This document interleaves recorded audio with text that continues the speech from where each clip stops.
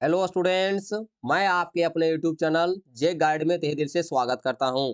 इस वीडियो में मैं आप लोगों को साइंस का ओरिजिनल मॉडल क्वेश्चन पेपर बताऊंगा जो कि आपके एग्जामिनेशंस के लिए बहुत ज़्यादा इंपॉर्टेंट है। तो इन सारे सवालों को आप लोग जरूर याद करके जाइएगा, क्योंकि आपके एग्जाम में यहाँ से लगभग 80 से लेकर के 100% तक सवाल पूछने की संभावना बनती है। तो जरूर आप लोग इन सारे सवालों को अच्छी तरीके से याद करके जाइएगा। ठीक है, मैं सारे सवालों को आप लोग को आंसर बताते चला जाऊंगा, आप लोग साथ ही साथ याद करते चले जाइएगा। ठीक है, देखिए दोस्तों, आप लोगों का जो साइंस का एग्जाम में कुल समय मिलेगा वह 1 घंटा मिलेगा, और जो कुल मार्क होगा आप लोगों का साइंस में वह जो होगा 50 नंबर का होगा। ठीक है, यहाँ पर आप लोग के लिए कुछ सामान्य निर्देश दिए गए हैं, आप लोग जरूर वीडियो को रोक करके पढ़ लीजिएगा। ठीक है, मैं आप लोग को यहाँ से क्वेश्चन आंसर स्टार्ट करता हूँ।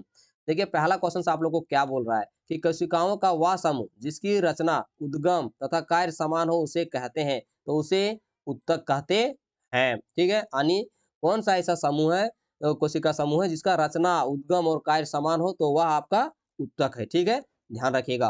क्वेश्चन नंबर 2 देखिए क्या दिया हुआ है कि एक कोशिकीय जीव कौन सा है, तो एक कोशिकीय जीव अमीबा है। क्वेश्चन नंबर 3, सजीव के शरीर की संरचनात्मक एवं क्रियात्मक इकाई क्या है, तो सजीव की शरीर की संरचनात्मक एवं क्रियात्मक इकाई कोशिका है। ठीक है, क्वेश्चन नंबर 4, निम्न में से अधातु कौन सी है, तो इनमें से जो अधातु है वह सभी हैं, यानी सल्फर भी आपका अधातु है, कार्बन भी अधातु है और ऑक्सीजन भी अधातु है। ठीक है, क्वेश्चन नंबर 5, निम्न में धातुओं का उपयोग कहाँ किया जाता है, तो निम्न में धातुओं का उपयोग सभी जगह किया जाता है, खाना बनाने के बर्तन में भी किया जाता है, उर्वरक में भी किया जाता है और पटाखों में भी प्रयोग में लाया जाता है। क्वेश्चन नंबर 6, कौन सी एकमात्र अधातु है जो विद्युत की सुचालक है, तो ग्रेफाइट एकमात्र ऐसा धातु है जो विद्युत का सुचालक है। अगर कभी आप लोगों को ग्रेफाइट का एग्जांपल पूछे तो आप लोग पेंसिल दे दीजिएगा, पेंसिल में जो ब्लैक ब्लैक होता है ना वही ग्रेफाइट होता है। ठीक है, कभी भी पेंसिल से आप लोग कोई चीज को टच नहीं कर दीजिएगा इलेक्ट्रिक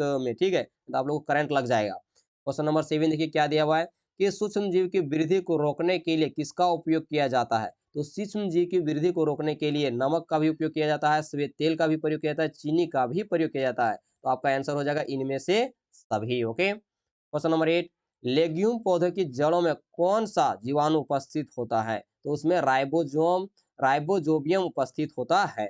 अगर आप लोग को वीडियो पसंद आ रहा होगा तो वीडियो को लाइक कर दीजिए, चैनल को सब्सक्राइब कर दीजिए, अपने दोस्तों में भी जरूर शेयर कर दीजिएगा ताकि उन्हें भी पता चल सके कि मॉडल शीट में आप लोगों का क्वेश्चन इस प्रकार से दिया हुआ है। ठीक है, क्वेश्चन नंबर 9 देखिए क्या दिया हुआ है कि भिंडी की पीत किस सूक्ष्मजीव से होता है, तो भिंडी की जो पीत जो है विषाणु सूक्ष्मजीव से होता है। क्वेश्चन नंबर 10, विद्युत द्वारा किसी पदार्थ पर किसी वांछित धातु को निक्षेपित करने की प्रक्रिया क्या कहलाती है, तो वह प्रक्रिया विद्युत लेपन कहलाती है। क्वेश्चन नंबर 11, कौन सा घोल विद्युत का कुचालक होता है, तो विद्युत का कुचालक वाला घोल जो है वह आसूत जल है, यानी आश्रित जल ही जो है विद्युत का कुचालक है। क्वेश्चन नंबर 12, विद्युत अपघटन का क्या उपयोग है, तो विद्युत अपघटन का जो उपयोग है वह है इनमें से सभी चीजों में इसका उपयोग किया जाता है, यानी धातुओं के निष्कर्षण में भी होता है, धातुओं के शुद्धिकरण में भी होता है, इलेक्ट्रोप्लेटिंग में भी होता है। क्वेश्चन नंबर 13, निम्न में कौन जीवों के जनन की अलैंगिक विधि है, तो निषेचन जो है अलैंगिक विधि है। ठीक है, जरूर ध्यान रखिएगा। क्वेश्चन नंबर 14, बाह्य निषेचन किसमें होता है, तो बाह्य निषेचन जो होता है वह सभी में होता है, यानी मछलियों में भी होता है, स्टारफिश में भी होता है और मेढक में भी होता है। क्वेश्चन नंबर 15, निषेचन के परिणाम स्वरूप क्या बनता है, तो निषेचन के परिणाम स्वरूप युग्मनज बनता है। क्वेश्चन नंबर 16, दो सतहों पर संपर्क के कारण कौन सा बल लगता है, तो दो सतहों में संपर्क के कारण घर्षण बल लगता है। क्वेश्चन नंबर 17, एकांक क्षेत्र पर कार्य बल को क्या कहते हैं, तो एकांक क्षेत्र पर कार्य बल को जो है दाब कहते हैं। क्वेश्चन नंबर 18 देखिए क्या दिया हुआ है कि निम्नलिखित बलों में कौन सा संप्रेषित बल है, तो पेशीय बल जो है संप्रेषित बल है। क्वेश्चन नंबर 19, सूर्य नाभिकीय विक्रियाओं द्वारा क्या उत्पन्न करता है, तो सूर्य जो है नाभिकीय क्रियाओं द्वारा ये ऊष्मा और प्रकाश जो है दोनों उत्पन्न करता है। ऑप्शन नंबर 3 आपका राइट हो जाएगा। क्वेश्चन नंबर 20, कौन जीवाश्म ईंधन नहीं है, तो जीवाश्म ईंधन नहीं है, प्राकृतिक गैसें जो है जीवाश्म ईंधन नहीं है। क्वेश्चन नंबर 21, किसी पदार्थ के दहन के लिए क्या आवश्यक है, तो किसी पदार्थ के दहन के लिए जो है सभी चीज़ों की आवश्यकता है। ऑक्सीजन की भी आवश्यकता है, ज्वलंत ताप का भी है और दहनशील पदार्थ का भी आवश्यकता है, ठीक है? क्वेश्चन नंबर 22 देखिए क्या दिया हुआ है कि जीवन काल की वह अवधि जब शरीर में ऐसे परिवर्तन होते हैं जिनके परिणाम स्वरूप जनन परिपक्वता आती है, तो वह आपका कहलाता है किशोरा अवस्था कहलाता है, ठीक है? क्वेश्चन नंबर 23 क्रोध, चिंता एवं उत्तेजना की अवस्था में कौन सा हार्मोन उत्तरदायी है? तो इनमें से जो है आपका एस्ट्रेलिन जो है उत्तरदायी है, ठीक है? ज़रूर ध्यान रखिएगा, यही एक ऐसा चीज़ है जो हम लोग को क्रोध दिलाता है, चिंता भी दिलाता है, उत्तेजना भी दिलाता है, ठीक है? क्वेश्चन नंबर 24 बच्चे के लिंग निर्धारण के लिए कौन उत्तरदायी है? तो बच्चे के लिंग निर्धारण के लिए उसके पिता ही उत्तरदायी होते हैं, इस बात को आप लोग को ज़रूर ध्यान रखना है। क्वेश्चन नंबर 25 यदि आपतन कोण का मान 30 डिग्री है, तो परावर्तन कोण का मान कितना होगा? यदि आपतन कोण का मान 30 डिग्री है, तो परावर्तन कोण का जो मान होगा वह 30 डिग्री ही होगा, ठीक है? ज़रूर ध्यान रखेंगे। क्वेश्चन नंबर 26 समतल दर्पण से बना प्रतिबिंब होता है। तो समतल दर्पण से बना प्रतिबिंब जो होता है आभासी होता है। क्वेश्चन नंबर 27 वह अंतर जो हस्ती रेखा पर नहीं रहने वाले वस्तुओं को भी दिखा सकता है, वो क्या कहलाता है? 27 का ऑप्शन नंबर ए पेरिस्कोप कहलाता है। क्वेश्चन नंबर 28 काटी गई फसल से बीजों या दानों को अलग करना क्या कहलाता है? तो बीजों या दानों को अलग करना जो कहलाता है वह थ्रेसिंग कहलाता है। क्वेश्चन नंबर 29 अनाज के भंडारण के लिए अनाज में नमी की मात्रा क्या होनी चाहिए? तो अनाज के भंडारण के लिए अनाज में जो नमी की जो मात्रा होनी चाहिए वह कम से कम 40 से कम होनी चाहिए, सॉरी 14 से कम होनी चाहिए, उससे ज़्यादा अगर रहेगा तो वो सड़ने लगेगा, ठीक है? क्वेश्चन नंबर 30 किस जीव को किसानों का मित्र कहा जाता है? तो जो केंचुआ है उसे किसानों का मित्र कहा जाता है, ठीक है? क्वेश्चन नंबर 31 सूर्य के सबसे ऊपरी सतह का तापमान कितना होता है? तो सूर्य के सबसे अगर ऊपरी सतह की तापमान की बात करें तो 6000 डिग्री सेल्सियस होता है। देखिए यहाँ पर नीचे लिखा गया है, इसको ऊपर में होना चाहिए यहाँ पर, ठीक है? तो 6000 डिग्री सेल्सियस होता है। क्वेश्चन नंबर 32 निम्न में कौन प्राकृतिक उपग्रह है? तो इनमें से जो प्राकृतिक उपग्रह है वह चंद्रमा जो है प्राकृतिक उपग्रह है। देखिए चंद्रमा सूर्य ग्रह है, ध्रुव तारा नहीं है, आर्यभट्ट नहीं है, चंद्रमा ही आपका क्या है? प्राकृतिक उपग्रह है, ठीक है? सब चीज़ें ध्यान में रखते जाएँगे आप लोग। अगर आप लोग को थोड़ा ज़्यादा बोर फील हो रहा है, थोड़ा-सा रेस्ट कर लीजिए, वीडियो को रोक कर लीजिए, उसके बाद पानी-वानी पी लीजिए, उसके बाद फिर से याद करने की कोशिश कीजिए, ठीक है? देखिए, मैं आप लोगों को पढ़ा देता हूँ लेकिन क्वेश्चन नंबर 33 देखिए क्या दिया हुआ है कि किस ग्रह का द्रव्यमान सबसे अधिक है? तो किस ग्रह का द्रव्यमान सबसे अधिक है? तो बृहस्पति ग्रह का सबसे अधिक द्रव्यमान है। क्वेश्चन नंबर 34 घर्षण हमेशा घर्षण हमेशा क्या होता है? तो घर्षण हमेशा जो होता है आरोपित बल का विरोध करती है, ठीक है?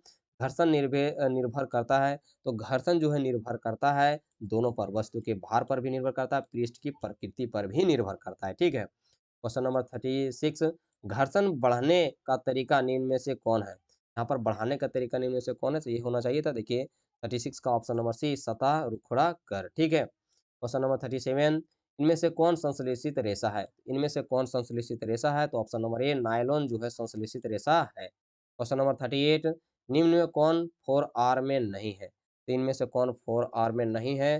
तो रिमूव जो है 4 आर में नहीं है, ठीक है? क्वेश्चन नंबर 39 इनमें से कौन पिघल जाती है परंतु जलती नहीं है? तो इनमें से कौन पिघल जाती है? नायलॉन पिघल जाती है लेकिन कभी भी जलती नहीं है। क्वेश्चन नंबर 40 आवृत्ति का मात्रक क्या है? तो आवृत्ति का मात्रक हर्ट्ज होता है। देखिए 41 नंबर क्वेश्चन क्या दिया हुआ है? एक कंपन में लगे समय को क्या कहते हैं? तो एक कंपन में लगे समय को आवर्तकाल कहते हैं। क्वेश्चन नंबर 42 ध्वनि संचरित हो सकती है। तो ध्वनि जो संचरित हो सकती है वह ठोस द्रव गैस में हो सकती है। क्वेश्चन नंबर 43 किसी किसी आवेशित वस्तु से आवेश को पृथ्वी में स्थानांतरित करने की प्रक्रिया को क्या कहते हैं? तो उस प्रक्रिया को कहते हैं भूस संपर्कन, ठीक है? क्वेश्चन नंबर 44 भूकंप की शक्ति के परिणाम को कैसे मापा जाता है? भूकंप की शक्ति के परिणाम को जो मापा जाता है वह सिस्मोग्राफ द्वारा नापा जाता है। क्वेश्चन नंबर 45 आवेश कितने प्रकार के होते हैं? यानी आवेश कितने प्रकार के होते हैं? तो आवेश जो है 2 प्रकार के होते हैं, एक ऋण आवेश होता है और एक धन आवेश होता है, ठीक है? ज़रूर ध्यान रखिएगा। क्वेश्चन नंबर 46 वायुमंडल में निलंबित सूक्ष्म ठोस या तरल कण के बदलाव को क्या कहते हैं?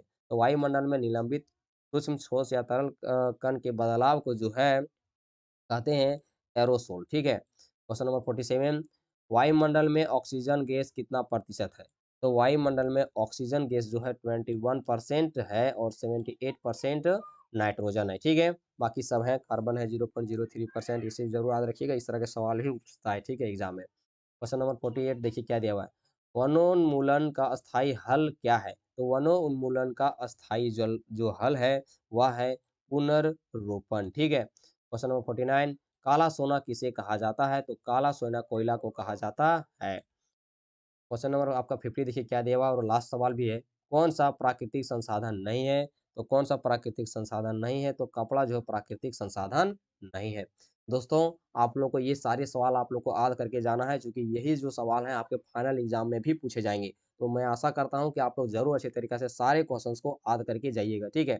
अगर आप लोग को वीडियो पसंद आया होगा और अभी तक लाइक नहीं किए होंगे तो लाइक कर दीजिएगा, चैनल को सब्सक्राइब कर दीजिएगा और डिस्क्रिप्शन बॉक्स जरूर चेक कीजिएगा, क्योंकि मैं आप लोगों को mathematics, Hindi, science, social science जो भी चीज़ें हैं मैं आप लोगों को प्रोवाइड करवा रहा हूँ, ठीक है? तो मिलते हैं नेक्स्ट वीडियो में।